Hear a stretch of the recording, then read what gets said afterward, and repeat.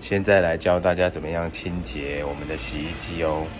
首先呢，第一个清洁的地方在这里，这个地方它会有可能在水管里面会有一些砂石，所以我们必须把它清除。但是呢，如果直接旋开的话，向左旋开的时候呢，由于这边会有水压会从这边喷出来，所以这边的水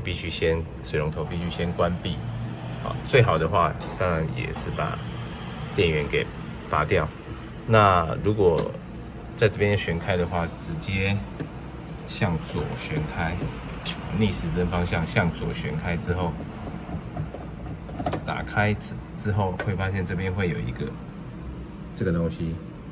那它有可能会脏，所以我们有时候必须要找个东西把它给拿起来之后，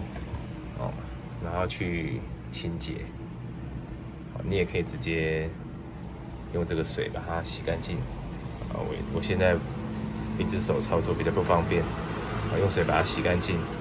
然后呢再把它装回去，压回去就可以了。压回去，确定这个有凸的在上面，而不是相反。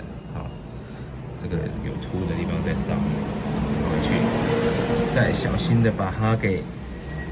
套筒垂直水平，会很好施力。如果有歪斜的话，就会很难施力，就要必须再打开，再重新旋，一直旋到旋紧之后呢，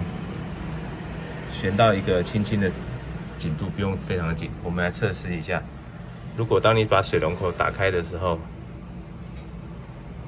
理论上这边就不会有再出水的现象，那就是 OK 的。那至于另外一个就是水槽里面的脏，那水槽里面的脏的话，我们有3个地方可能会比较脏，一个就是这里面可能会有脏的东西，那基本上是用清水把它给冲掉就可以。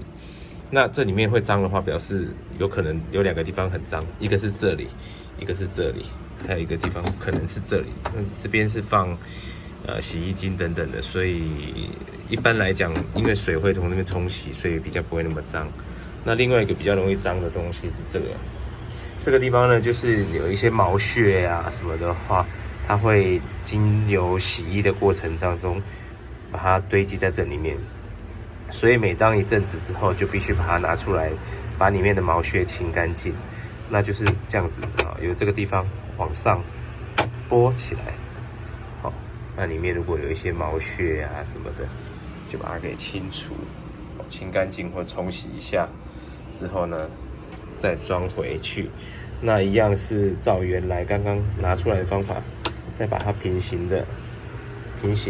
仔细的2边确认有扣上之后，平行的下推就可以了。第3个，这个地方可能会有一点点的需要有一点力道，因为这边有一个卡榫，所以我们必须要这个部分把它用拇指用力下压，你看到吗？这个拇指用力下压的话，就可以赶快拨出来了。那回去的时候记得也是一样反过来，那这样子，先扣紧下半部，扣住下半部的地方。确定平行进去之后，再把它推回去，再把它推回去，咔咔一声，不会掉就可以了。那这个地方要洗什么呢？就是当我们拿起来之后它还可以在这个地方有可能拿起来的时候，你就会看到上面很脏了，或者是这个地方必须要再把它给抠开。这个是我已经洗过干净的。那